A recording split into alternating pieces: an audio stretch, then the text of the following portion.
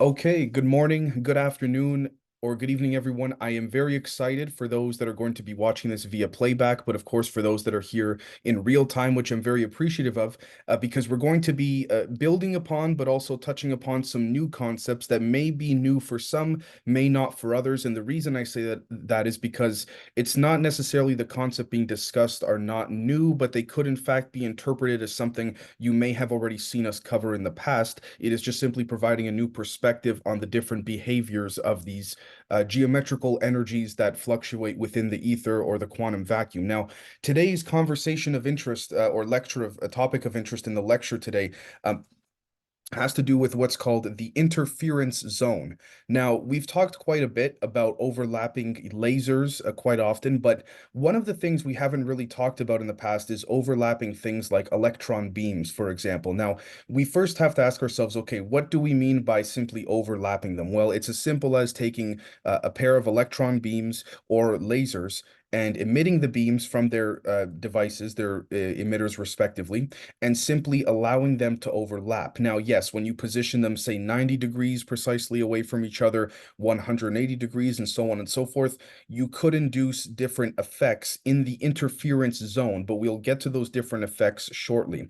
First, let us very avidly focus on why is the interference zone so significant? And now some people have called this in the past longitudinal interferometry. Others have called this vector interference zones or vector thresholds. So there's different terms that have been used. And again, if I'm sure there's a couple dozen at least of the terms that mean the same thing that I haven't addressed here, but just to give you folks an idea, let us begin with the image on the left side here. So we have here where my mouse is two, we could say X-ray microwave transmitter receivers. Now, we can also say that these could also be laser or photon-based emitters and or receivers. You could see, obviously, through my Da Vinci-like drawing, I've made a square and a stick to represent them being the emitters and receivers, respectively.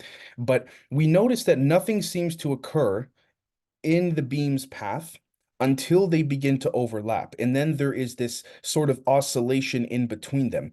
Is it possible that within the structure of the ether or the quantum vacuum, space-time, or quote unquote empty space as we call it, there is a natural geometrical resonance that begins to self-organize when various beams of either light or, again, electricity begin to overlap amongst one another?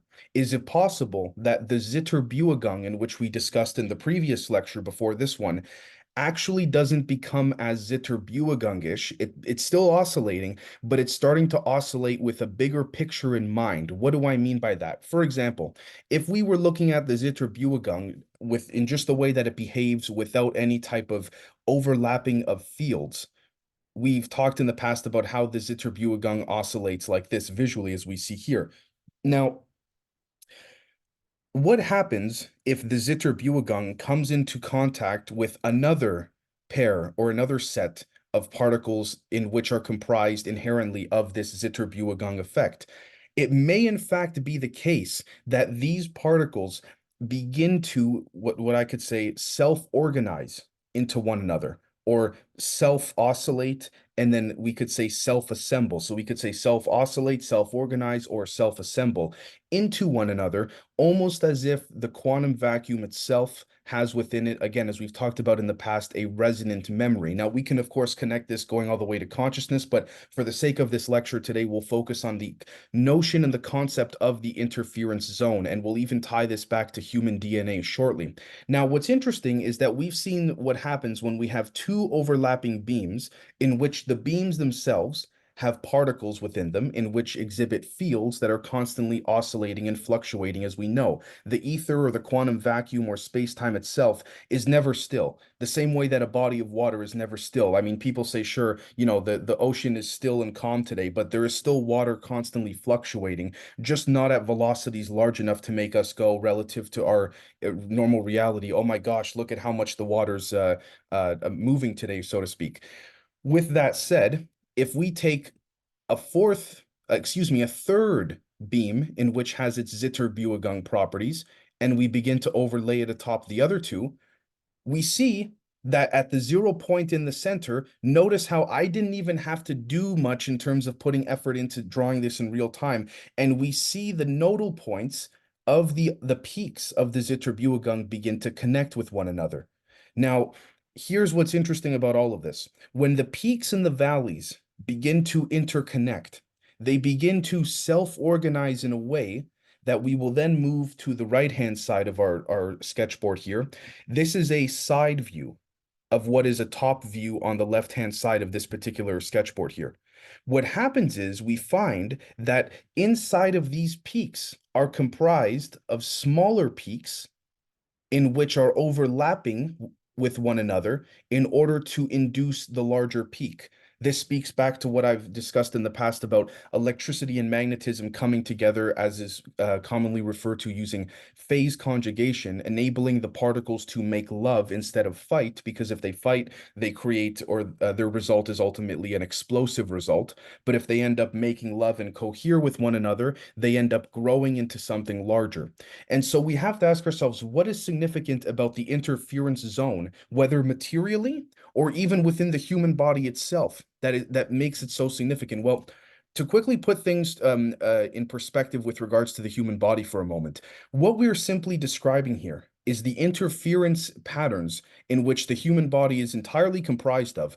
But in a more specific regard, we are very familiar with the alleged third strand of one's DNA, right? We know of the left strand and the right strand. We think there's only two, at least publicly. We know it to be, of course, the blue strand and the red strand. Now, of course, I can connect that to material things about blue shift and red shift in our reality, but again, which speaks to a fractal scale up perception of things. But putting that aside for a moment, what if the third strand in our DNA is the strand in which connects the blue one and the red one, the left with the right?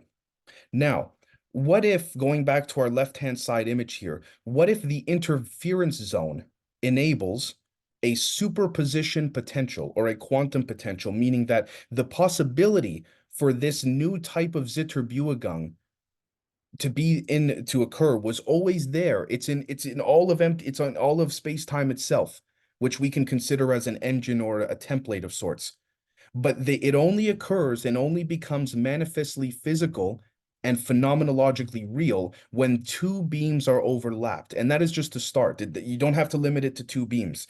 The question becomes, is it possible that this, we could say, super Zitterbuegang was linking together the initial two beams this entire time? Now, what do I mean by that? Well, if you did not overlap the beams yourself physically, obviously a super Zitterbuegang would not occur in the interference zone. However, the potential for it to occur exists infinitely along all of these beams. And so we then have to ask ourselves, okay, if we view this as a sort of way in which you can manifest something that was never there, but always had the potential to be there, the question becomes, what can this lead to, whether this is from a human perspective or material perspective or both? Now, from a human perspective, I think we've arguably lost sight of what's been right in front of us, which is that by definition of us even being alive is in and of itself an incredible miracle. But we then have to ask ourselves, okay, if we are the result of a phase conjugate, fractally embedded longitudinal array, what does that say about the way in which reality itself works and the way in which reality itself tends to, dare I say, behave? Because we have to ask ourselves or say to ourselves, if space-time itself or the quantum vacuum, I don't want to use the word AI, but if it is a resonant, self-organizing, inherent, dare I say, living being to a certain degree, in which we can argue is an emanation or anti-reflection of us, what can this lead to? So we'll look at a couple of different examples with regards to what this could lead to. It speaks to the notion that, again, we can talk about, using wormholes for spaceships and whatnot, but what I want to focus on more importantly is the possibility that these super Zitterbuegangs that occur in the interference zones of laser beams and electron beams, for example, what if they are one half of a wormhole that has always been there in front of us, both literally and figuratively? in the complete sense of merging both physics and metaphysics together.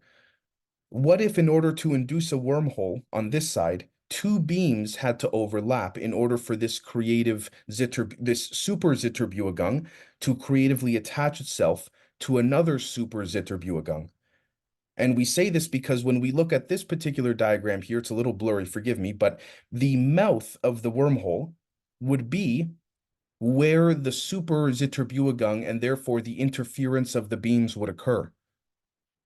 We know this because there has been some experimental proof that is shown within the literature in past decades, although in fairness it has been attempted to be brushed aside, that very strange vortexes of light occur when certain conditions were met with laser beams and electron beams and certain electric capacitors being combined with ring magnets and those beams being shot through a ring magnet and having this effect in which the light itself from both the laser and the electron beam would actually begin to rise up from outside of the ring magnet, which you can call optical phenomena, essentially, or unexplainable, at least by the current model or state of physics.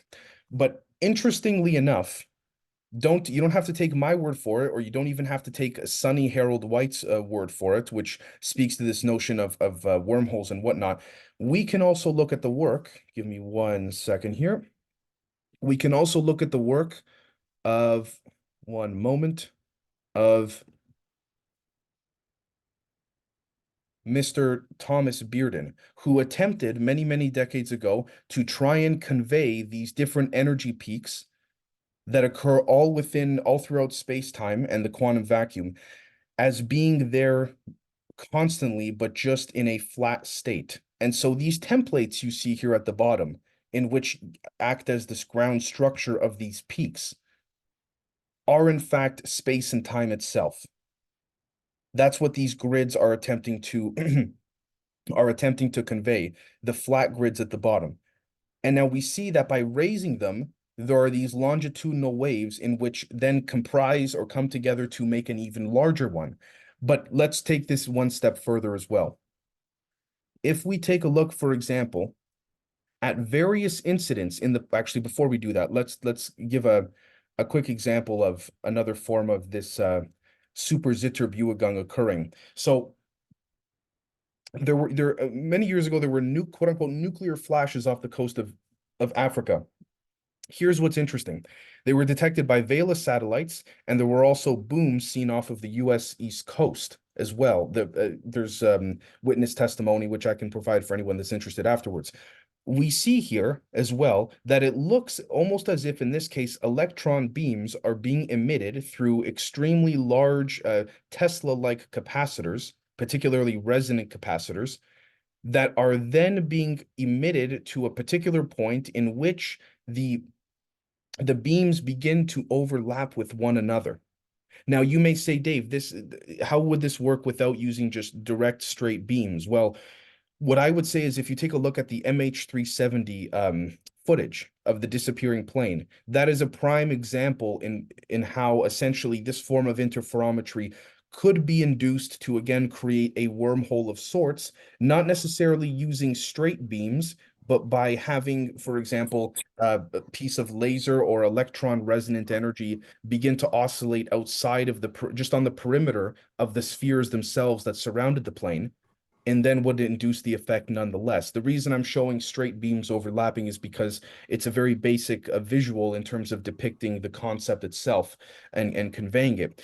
Interestingly enough, we'll also find that if we take this exact visual here and just remove this part here, and we just take the Tesla capacitor emitters, and then we have the interference zone here, what we'll find as well is that if you took this exact structure and then flipped it and did a sort of copy and paste to the other side of this interference zone, you would have not just the Penrose diamonds, the Penrose stairs concept, but you which could be derived mathematically, but you would also have the very inherent structure of our DNA, essentially showing that radiated matter fields are just fractalized forms of what we already have within us microscopically that are the very basic building blocks of life itself. Now, before going on, I will leave some of you with this thought to ponder as well. What if these massive, massive, massive, we could say planetary events,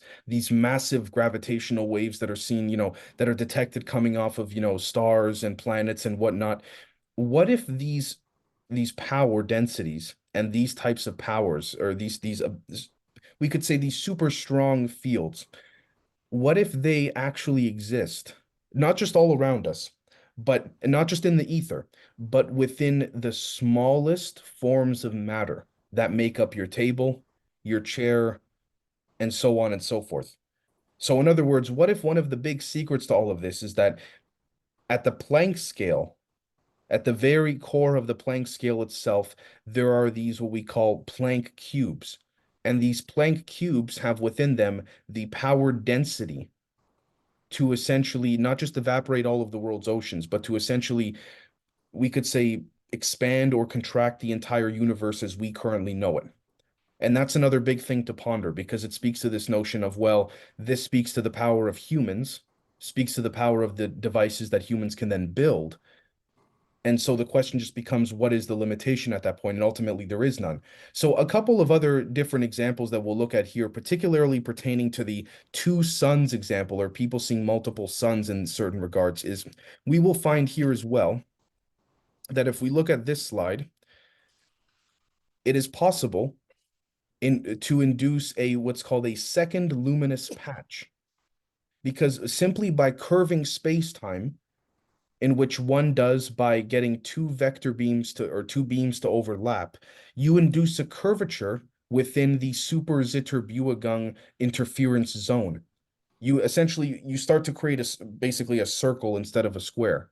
And what happens from that circle is, if you can pulse it to then allow it to rise up per se, you can then have that small little circle be observed as something as large as the sun, because again, size, density, scale does not matter because it can be manipulated that easily. And because we ourselves are natural interferometers, we would then detect something like a second sun, or even a third sun in many cases, that is not even a sun at all, but is simply the refractive result, the same way you shoot a laser beam through water, of a bending of light or electron beams that in many cases are probably being done or tested by the military for other purposes, perhaps, or maybe for this exact purpose. It's sometimes a little bit difficult to say. Now, the way in which this locking in ability works, and we'll end it with this, is something that's very interesting.